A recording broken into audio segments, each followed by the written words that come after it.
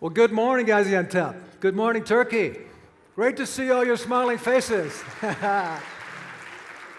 Right.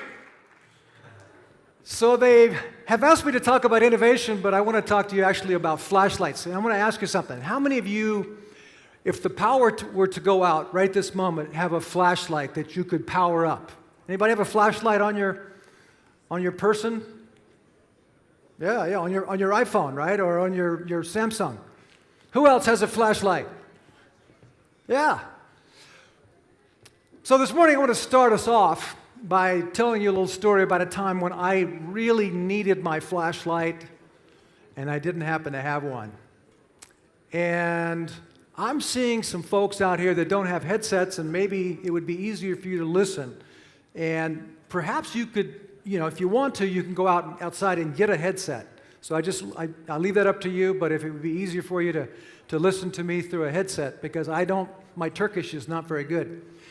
Anyway, years ago when I was younger, when I was, say, the age of some of our young people in the room here, I used to like to go backpacking. And I would put a pack on my back, and I would go up in the mountains, and I would just go backpacking and camping.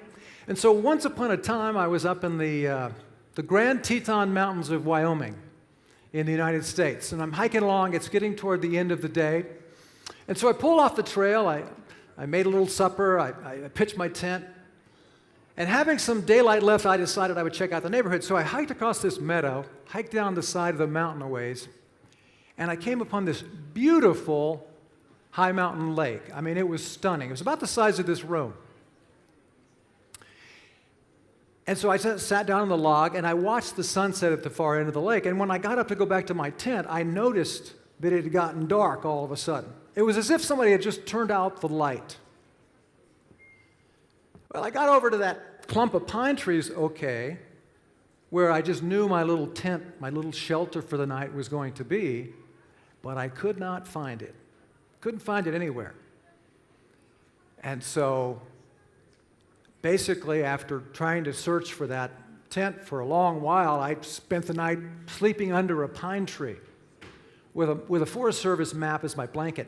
Anyway, long story short, in the morning when it got light out, I got up and I looked around, and there was my tent right over here. But being close to my shelter had done me absolutely no good, and conditions had changed so absolutely rapidly. And if you stop to think about it, isn't that the way it is in business today? It is absolutely the case that things are changing so much more rapidly. And so really this session, what we're going to be talking about in the next 40 minutes or so, is basically your flashlight. Because that's really all innovation is. We make it a lot more complicated than it really needs to be. But innovation is a tool, just like this flashlight. If you use it well, you're going to be successful. You're going to thrive. You're going to prosper. You're going to change with the changes. But in today's world, if we use it poorly, guess what? We can suddenly be out there sleeping out in the cold and the wet and the dark. So given that kind of a choice, I think we'd all choose the former. So I want to talk with you about 5 distinct strategies for making innovation your business. So whether you're a student, whether you're a manufacturer, whether you're an exporter at the present time, innovation is the tool of choice. Innovation is what you can use to power your success. So let's take a look. Number 1. What is strategy number 1? It's embracing the mindset of opportunity. Embracing the mindset of opportunity. In the field of innovation, and it is a field, ladies and gentlemen, we talk about mindset and skill set and tool set. And of these 3, mindset is the most important. Because I work with so many different companies every year, I notice that some companies sort of have a backwards mindset. They feel like their past were the glory days. Other companies, though, are embracing the future. Some companies might be hit by a major change that's going on out there in the economy. And you can't really talk about it openly. You have to sort of whisper about it. Other companies, though, no matter what that change is, they're going to give it a big bear hug. They're going to embrace that change. Some companies say, there's really not a lot we can do. We're a commodity. There's no way to differentiate what we do. Other companies say there's no such thing as a commodity. There's only a tired imagination. And so, this notion that we can stimulate the imagination is kind of one of the biggest changes that's come along the pike in a long while. And in fact, as we talk about this notion of imagination or creativity, take a look at this recent survey that IBM did.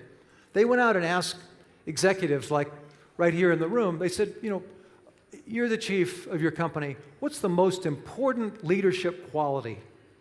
And it turned out not to be rigor or management discipline or anything else. It turned out to be the fifth one on this chart, creativity. How are you stimulating your creativity? Those of you who are students, are you taking courses, classes to help you to unleash the artist within? So creativity is important in today's world. We're facing problems that we never faced before. We're facing opportunities that need to be harvested. So creativity, coming up with ideas, and then innovation. Look how important innovation has become. 4 out of 10 executives around the world, according to this survey, rank it as their #1 priority. That's different. That's unusual. That's new. Why is this? Well, I think for 3 reasons, basically. Number 1, companies are just simply not growing as rapidly as they need to grow. And they may not even be growing rapidly enough to survive. Now you say that's kind of a strong term. I mean, we have good years, we have bad years, but survival? Yes, survival. Take a look at this chart. In 10 years, over 40% of the Fortune 500 companies will no longer be here. Wow. And by 2020, more than 3/4 of the S&P 500 will be companies that we have not heard of yet. Now, that may seem a little counterintuitive, but 10 years ago, who had heard of Facebook? 3 years ago, who had heard of Uber or Airbnb? Or 3 months ago, who had heard of Alibaba? So the world is changing. The second of these challenges is what I call the differentiation challenge. Now, let's assume for just a moment that you're in the carpet manufacturing business, or you're in the textile business, right? How can you differentiate? How well are you differentiating from the competition? From competitors in other countries, competitors regionally? Well, why do I have desktops up here on this slide, desktop computers? Because they face the challenge of differentiation very poorly. Hewlett-Packard last year laid off 34,000 people. This year they laid off another 16,000 employees. Those people are out there sleeping on slag trying to find their flashlight because their company didn't do a good job of changing with the changes and differentiating their products. I mean, think about it. Lenovo, HP, Dell, who cares, right? They're all exactly the same. No differentiation. And you're seeing this across the board. You're seeing it, for example, in cars. Has anybody had this experience? You see what looks like a Mercedes coming by, you go, wow, look at that beautiful new Mercedes. Oh, it's a Kia, right? It's kind of shocking, kind of surprising. And we see it, at least in the United States, with our airlines.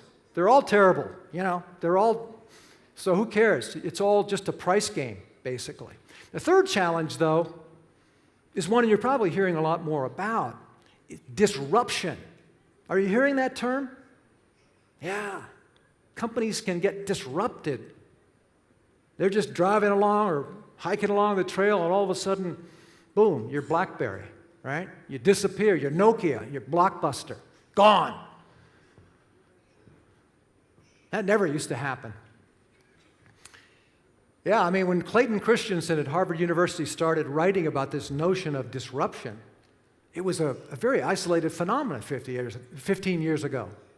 Maybe the disk drive industry and perhaps a few others. But today, virtually every industry, including those right here in this room, are susceptible to this notion of disruption. And it could be technological, it could be from another competitor in your industry, but chances are it might be a competitor that you haven't even heard about. Look at what is happening in the taxi industry around the world with this new service called Uber or Airbnb, which is disrupting the hotel industry.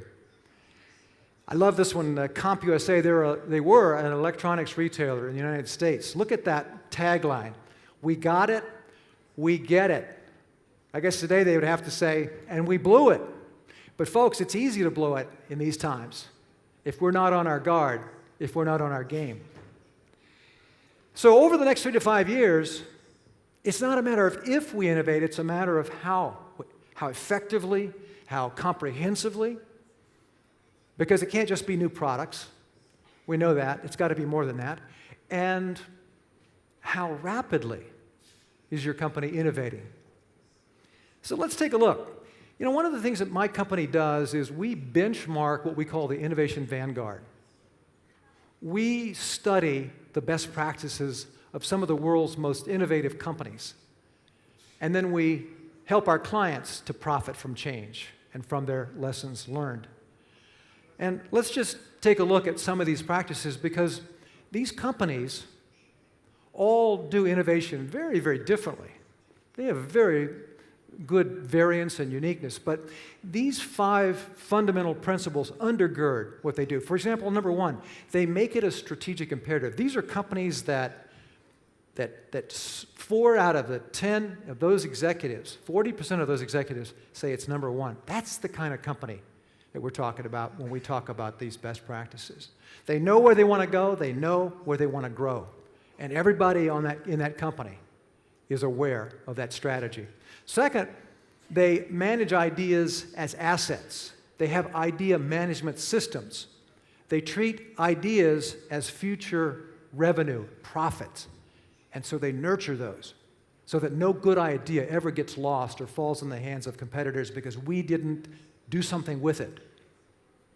And so a lot of people think that innovation is about the money, and certainly it is, but I look at it as about the flow of ideas through a company, and trying to unloose the bottlenecks that can stymie innovation is a big part of what we do. And on. I mean, we could go through all of these, but they collaborate with customers, they cultivate risk-taking cultures. Oh, and this final one, they involve everybody. So those of you who are students in the room, some of you are perhaps about to graduate, guess what? Innovation will be part of what you do. It'll be part of your deliverable. No matter if you go into human resources or manufacturing or operations or IT, innovation will be a component of that. You'll be the best, most educated generation ever to come along in this topic of innovation. Let's take a look at one of those companies, Procter & Gamble. Go back to year 2000. This was a company in trouble. They were mired in bureaucracy. Their growth had stalled. And a man named A.G. Lafley came on board as the CEO. He started making changes. He gave out rewards to people who stepped forward with new ideas. He pioneered a concept they call open innovation, so that not all the ideas had to come from inside the organization. They could look outside and partner with startups and partner with entrepreneurial companies. That was a big change for Procter & Gamble, which had always had this not invented here kind of process or mindset afloat in the organization. In other words, if we didn't invent it, it can't be possibly any good. And so he did all these things, and you can see that the stock price and also the revenue growth of this company really started to take off. And he is a very noted, very famous CEO for having accomplished this turnaround based on innovation. But this was a company at the time that hadn't had a breakthrough product since Head & Shoulders shampoo back in 1963, which is pretty bad. But the most important thing of all that he did was to make innovation everybody's business. He said, when I became CEO, we had 8,000 people in R&D. That was how we thought of innovation. Today, everybody on the team is expected to know the role that they should play in innovation. So what he did was to shift the mindset. You know, mindset's an interesting concept because we can think about it individually, And we're all sort of in one of these four modes every single day, every single minute. And we can think about it collectively as an organization. You know, some companies get into this sustainer mindset where they don't feel like they have to do anything other than just sort of operationally execute and stay the same. And then all of a sudden a change comes along and just hits them upside the head. Defeatist mode. Now think about that. That's a worried state. You know, basically our thinking is shut down. Worry, as I always say, is a negative use of the imagination. Or there's the dreamer mode. Now, previous speakers on this stage just this morning talked about the power of dreaming, and I want to reinforce that. There's everything right with dreaming, especially when you're young. Dream big. Don't put limitations on your thinking. You never know how far you can go. But here's the thing. Innovators, the people that we study, they're dreamers who do. They take action. And that's the essence of this opportunity mode. All these people do, they don't walk on water, okay? All they do is come up with ideas and try to bring them to life. Come up with some more, try to bring them to life. And there's a certain failure rate, there's a certain success rate, and sometimes you happen upon a big one. And whether we're talking Apple or whether we're talking your company, it's the same process when we tune in to the modes. And so I would invite you to just ask yourself, what mode of thinking are you in today personally? Is your company in? Because you see, this relates to this overarching goal that this excellent organization, the Turkish Exporters Assembly, in cooperation with the Turkish government, has set. You've set a stretch goal, right? You've set a stretch goal that by year 2023, that Turkey collectively will export $500 billion each year. That's like a moonshot, but it's doable. How do we get there? How do you get there? By simply tuning in to this opportunity mode of thinking, taking one step at a time. Where do you need to innovate? Where do you want to innovate to get to the future first? Okay, so let's do a little exercise here. We don't have a lot of time, but I'd like you to break up into teams of two, okay? We're going to give you 60 seconds to come up with as many McDonald's innovations, you know, products, process innovations, strategy innovations, you know, anything you want to come up with. Something that you know about McDonald's is doing, write it down, okay? So hopefully you have paper, otherwise you're going to have to count on your fingers and toes. So you ready? You got your partner, so the two of you, yep, perfect. I can see a team over here, and a winning team. So what has McDonald's done that's been innovative in your opinion? Write it down. Go, 60 seconds.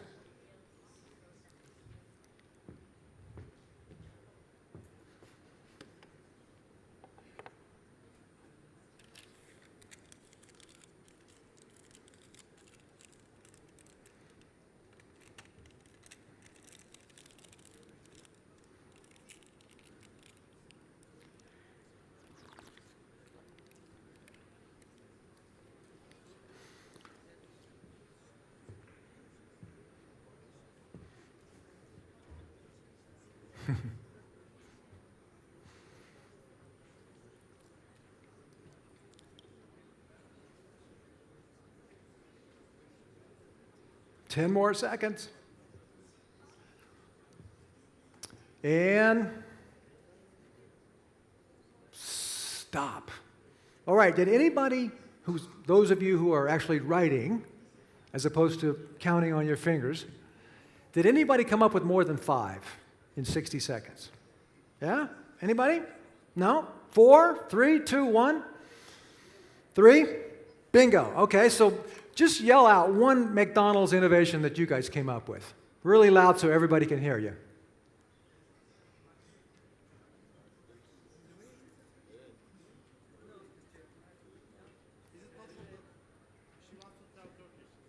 Yeah, sure, absolutely, yeah. Just, you mind standing up and telling everybody in the room? Just yell it out.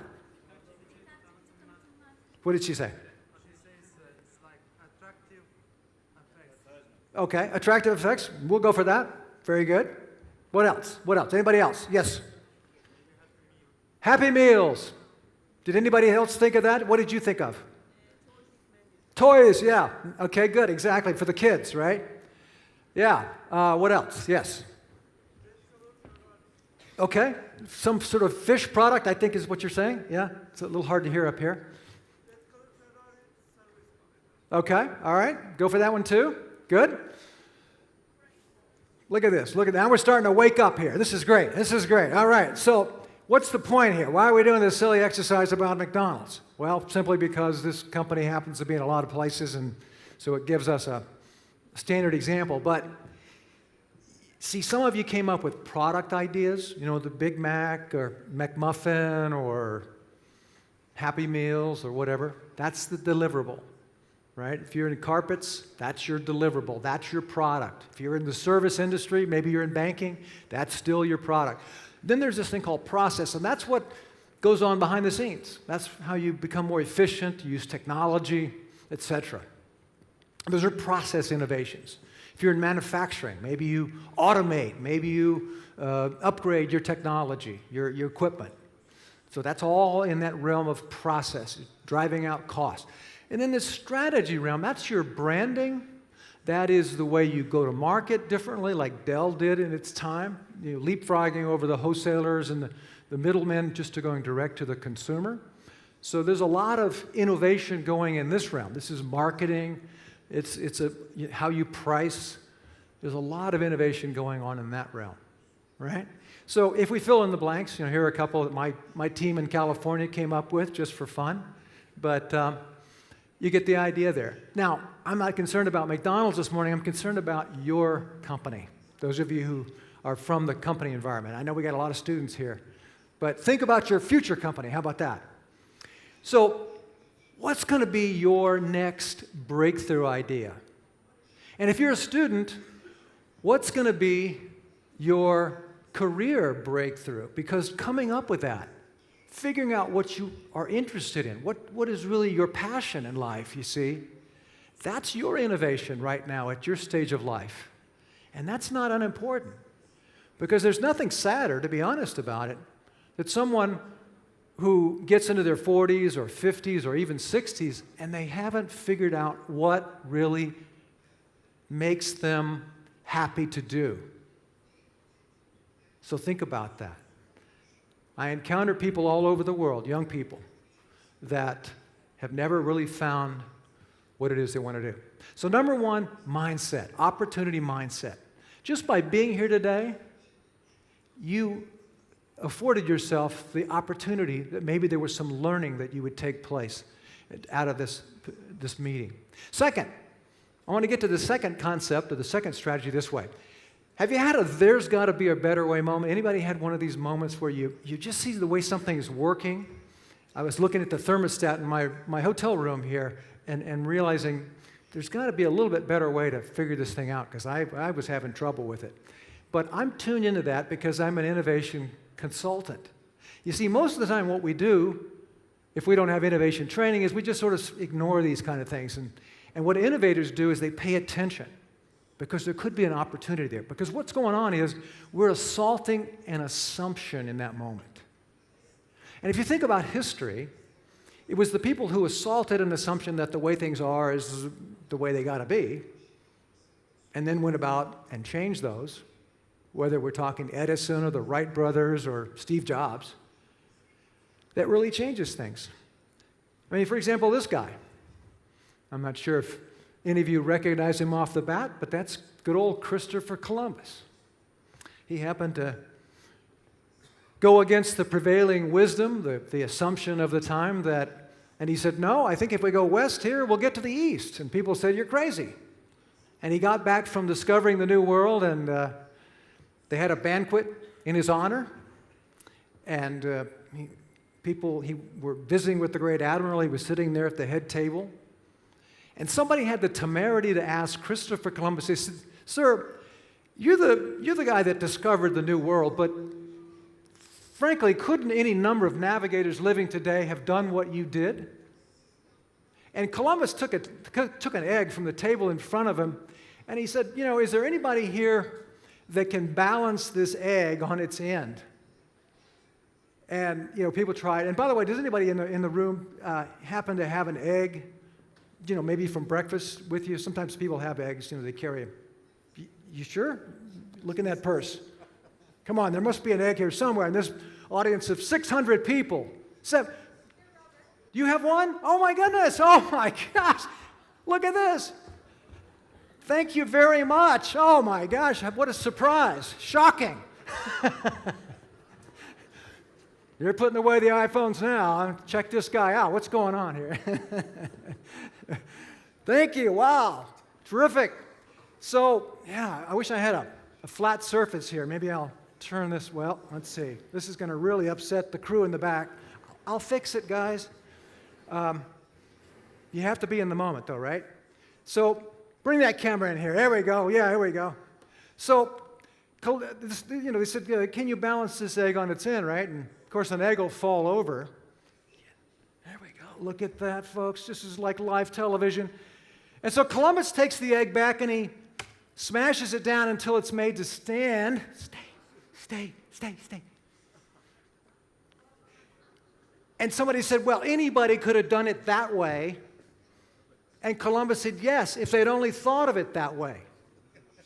He said, once I showed the way to the New World, now anybody can find it. And you see, when you solve that nagging, vexing problem, people look over your shoulder and they say, well, that was a no-brainer, that was easy, that was so simple. They're really going to get in trouble here with the crew in the back. Please forgive me, guys. Okay. But that's the story of innovation, right? After the fact, I could have thought of that iPhone. I could have thought of FedEx. You fly the planes in and exchange the packages. I even had the idea to put wheels on luggage. That was actually my idea. Yeah, I never did anything with it, but I had the idea. You hear people say things like this, right? I digress. Oh, and this guy, Jack Andraka, this guy now, when you watch this little video clip, listen carefully for the words, I knew there had to be a better way. That little phrase, if you start listening for it, when you talk about innovation, you're going to find it. But it's embedded. Are you ready? Here we go. Now, this is a kid in high school. We have any high school kids in the room? Raise your hand if you're in high school. Great. Glad you're here. Here's some more. All right. Look at this. Look at this. This is great. So this guy's about your age, and his uncle died of pancreatic cancer. And he didn't see it coming. He was very sad. He said, how did this... And they said, well, they didn't detect it. There's no way to detect it. Now, this is a kid who likes to read science magazines, right? And do science experiments in his basement. And so here's what happened. So let's hit it. Maybe if we caught it earlier. That's what the doctor said about my uncle's pancreatic cancer.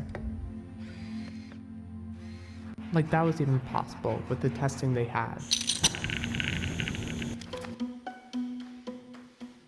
Oh, thanks.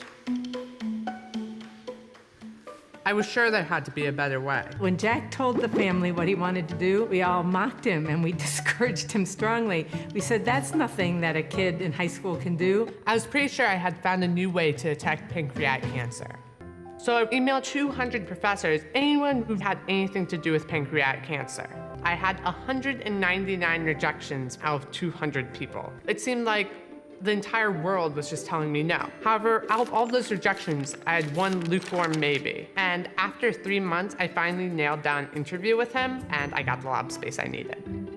I ended up with a small test strip that's the size of a diabetes test strip. That's 168 times faster, over 26,000 times less expensive, and over 400 times more sensitive than the current gold standard. And the key here is that the patient has close to 100% chance of survival if they're diagnosed then.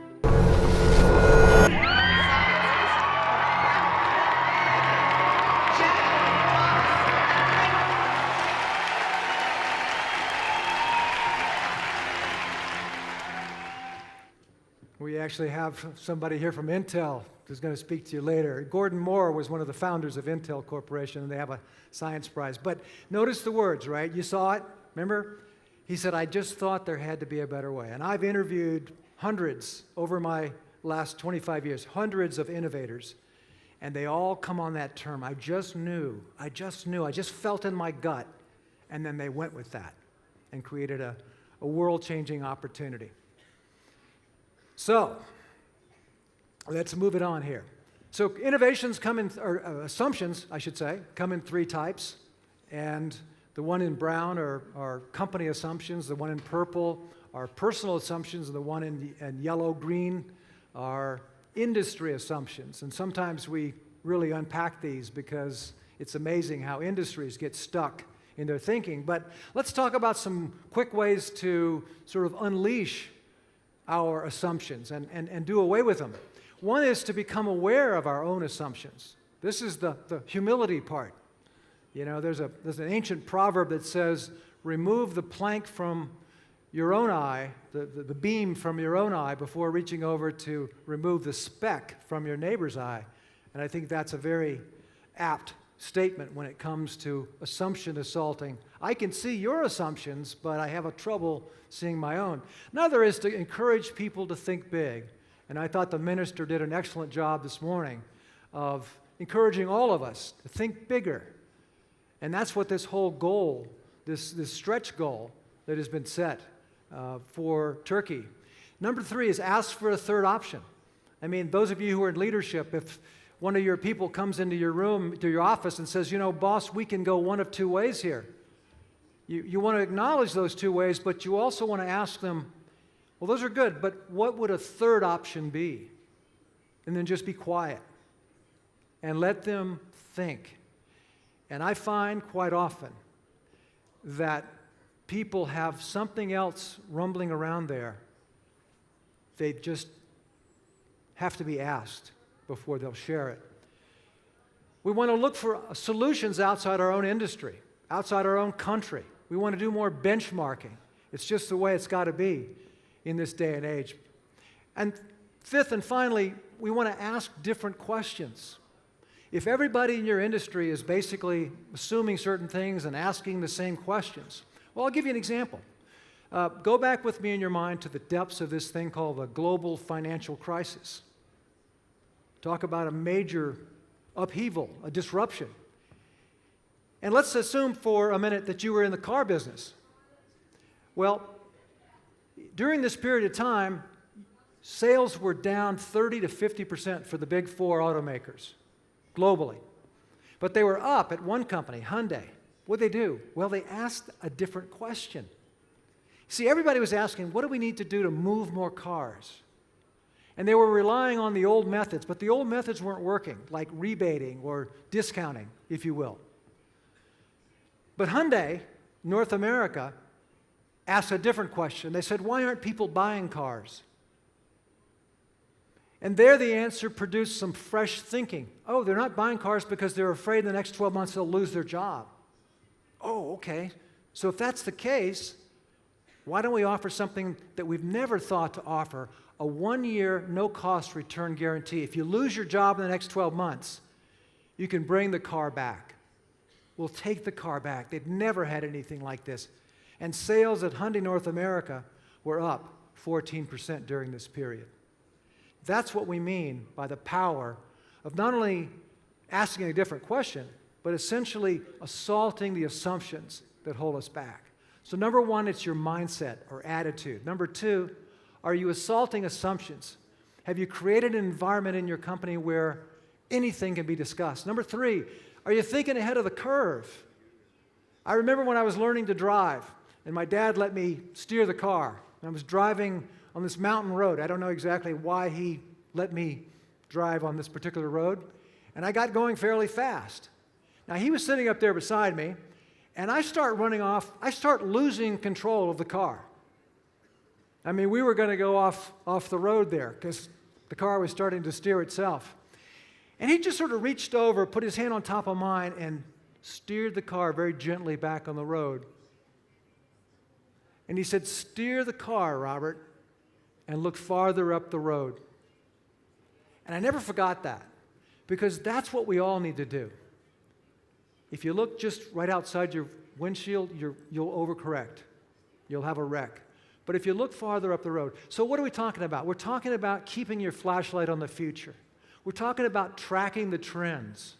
Leaders, innovators are readers. Absorb more demographic trends, economic trends. Read, read, read. That's what I would encourage, because that's how we think ahead of the curve.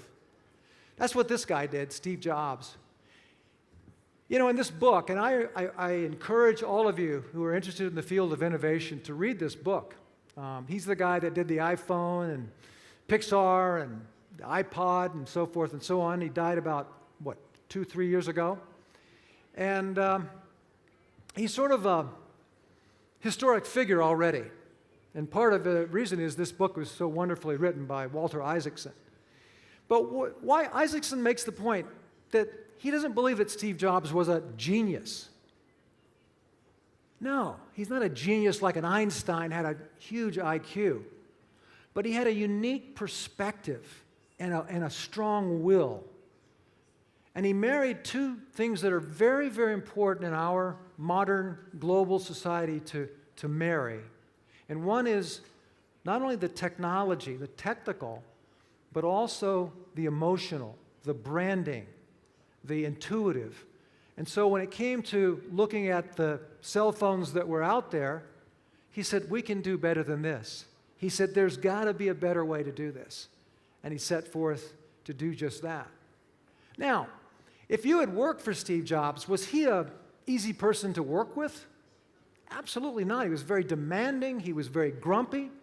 I bumped into him in an airport in Washington, D.C. one time. He didn't know me. I didn't know him personally. But because of the field of innovation, I put out my hand and I said, "You're Steve Jobs, right?" And he said, "Who are you?" So this was not a Mr. Personality kind of a guy. But I forgave him, you know. But he was so demanding that he would bring people to tears. And if you talk to the people that worked with him, they would tell you these stories about just insane days where his behavior was so atrocious. But then they would generally say something like this: "But you know what?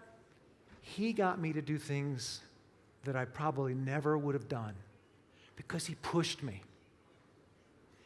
He encouraged me to go farther."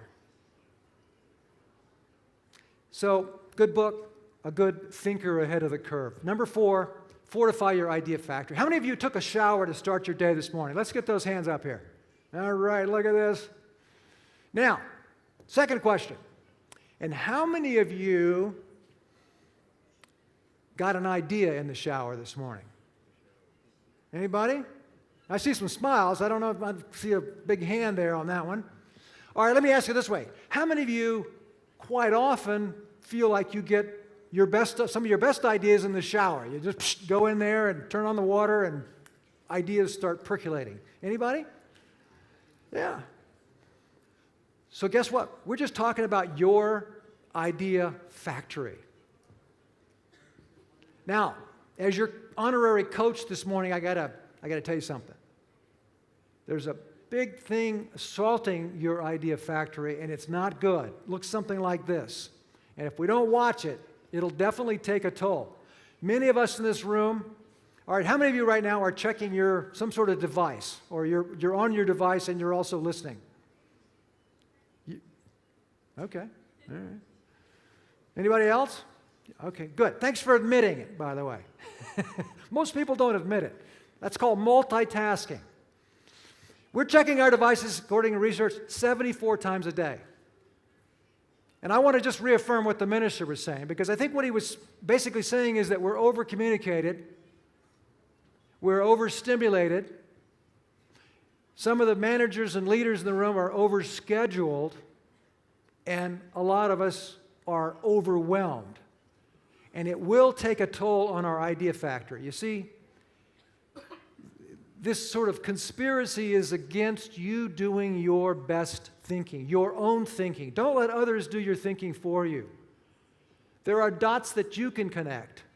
But the only way you're going to do that is if you take some time out. So let me give you a couple strategies here. Identify what gets your creative juices flowing. Identify what gets you. It's going to be different for everybody in this room. Number 2, download your ideas. The minute you get an idea, it's like a butterfly. You've got to capture that idea. Number 3, brainstorm regularly. If you're a student, hopefully you have at least one friend who inspires you when you're around them, who you can brainstorm with, you can share your dreams with. If you're in a company environment or an organization or a government environment, I invite you to do free-form brainstorming. We do this for companies. We set these things up for companies just to give people the freedom. It's fun. You know, give some sense of play to the whole thing.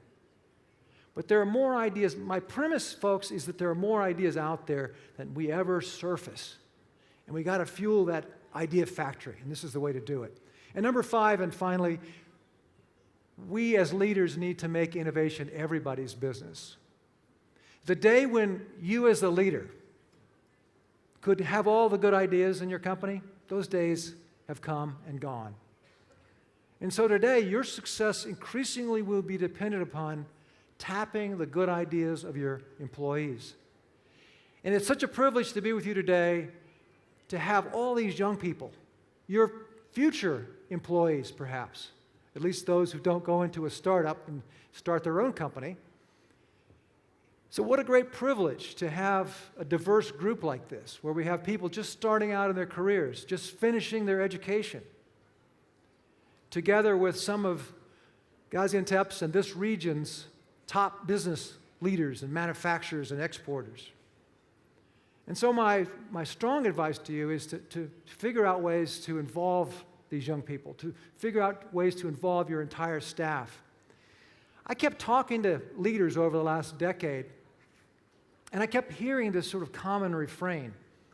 It wasn't, there's got to be a better way, but it was similar. It was, you know, Robert, we've got good people, but they wait for me to tell them what to do. And I need them to come forth with ideas. Where do I find these people? And I really took that to heart. And so we fanned out and we decided to do this book. And it's basically written with sort of the unsung heroes of innovation. These are people in the mid-level of organizations that don't appear on magazine covers generally, but they're the real people that get things done. They're the project leaders. They're the indispensable people. How did I get to that one? Okay, so I guess I cut to the chase here. So let me just, in the interest of time, because I know I need to wrap up here, let me just introduce you to a few of these people. Some you might not expect. So here she is, Michelle. I call her Michelle the receptionist. And Michelle works at a manufacturing company in the United States, in Ohio to be exact. And she recently won the award for Innovator of the Year. And a friend of mine was at the ceremony, and he went up to Michelle, and he said, you know, Michelle, can't help but ask you, how did you, as the receptionist, happen to come up with all these ideas? You had more ideas than anybody submitted to the New Ideas program.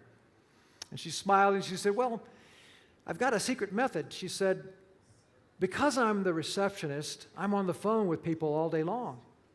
And sometimes they call in, and they're not real happy with something that we did, or maybe something that we failed to do.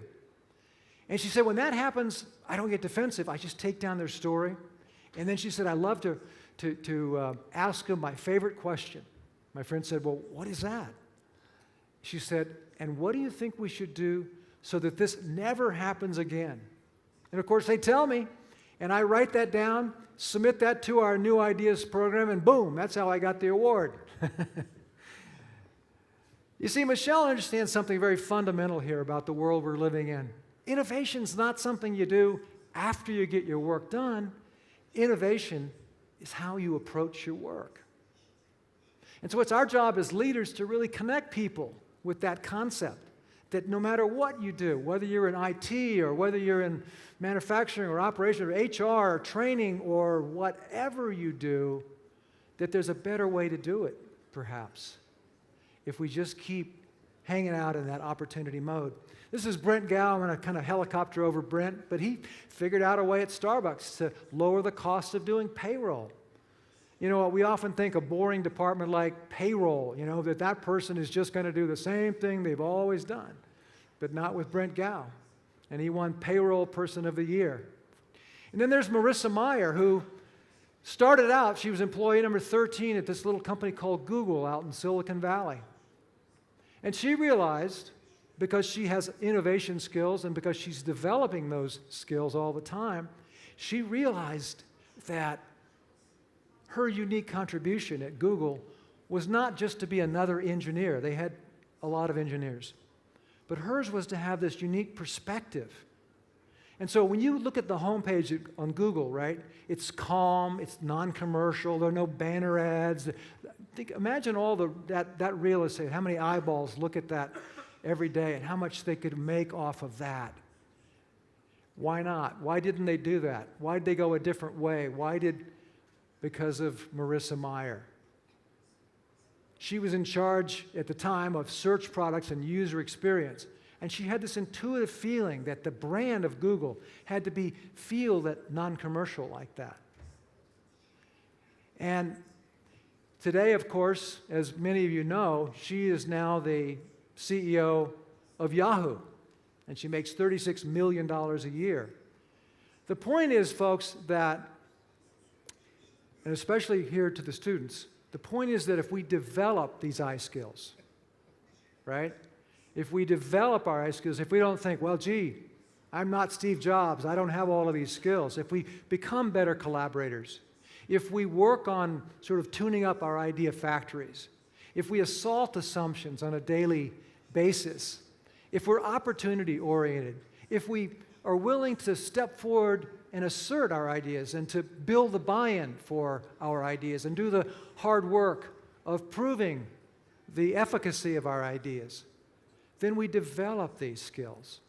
And I can tell you, after all these interviews and a career in this innovation field, that 3 things happen, and they're all good. Number one, on these projects, if you volunteer for them, you get a result.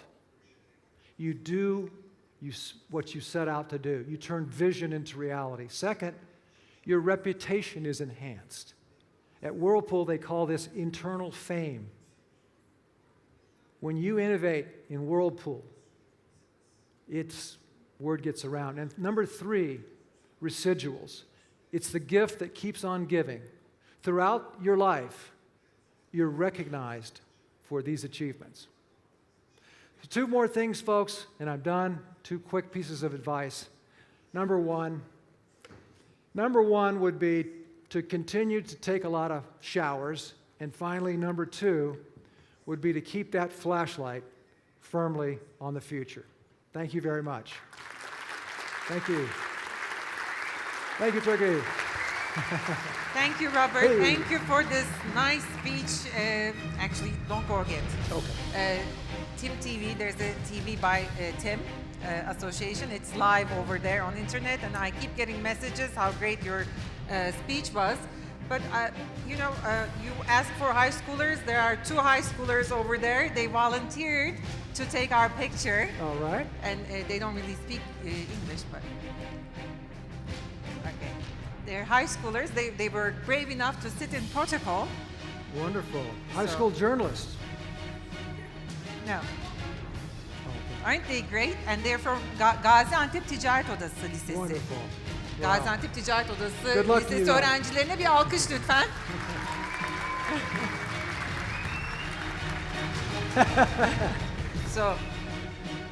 So this is new Turkey. This is why Turkey can make it, You right? betcha. Exactly. Yes. Here we. So I liked your graphic about what you did about McDonald's. If you're to use that for Turkey, what would you advise us? Because we seem to have all the ingredients. We even made OECD President Angel Gurria 2 years ago jealous about our growth rate, but we seem to hit a wall. And to go beyond that growth wall, we need innovation. What do you advise us? Well, that's a great question, and I have thought about that on the airplane coming over. And first of all, I think this new emphasis, this new initiative is exactly the right thing to do. I have to tell you, to be honest, 16 years ago, Singapore embraced this sort of thing. Canada 6 years ago, China 6 years ago. Last year, Morocco made it the year of innovation. Now, Turkey. And the thing about Turkey is, and I've been coming to Turkey for a number of years. It's one of my favorite countries. And so I speak from slight experience here on your country. Now that you have embraced innovation, I think you have a great opportunity to play catch up and leapfrog over other countries in terms of innovation. But there are several essential things that you must do. Number one, embrace the power of women. And I'm not just saying that because you're beautiful, okay? Oh, thank you. I got a compliment. I'm saying that because wherever I go, women are in leadership roles in the innovation realm. Now, there are a lot of reasons for that. We won't go into all of that, but they make very good innovators. And so I'm glad to see women stepping forward. The other thing is we need to support our small and mid-sized businesses and unleash them and so that they can figure out ways to not only trade just locally or regionally, but trade globally and internationally. And so I think that's a part of the future. I think embracing technology. And finally, I would say one of the reasons that I believe so strongly in Turkey is because where you're geographically positioned and where you're positioned in terms of your mindset. You're diverse, and you need diverse thinking. You have Asia in your blood. You have the Middle East. You have Europe.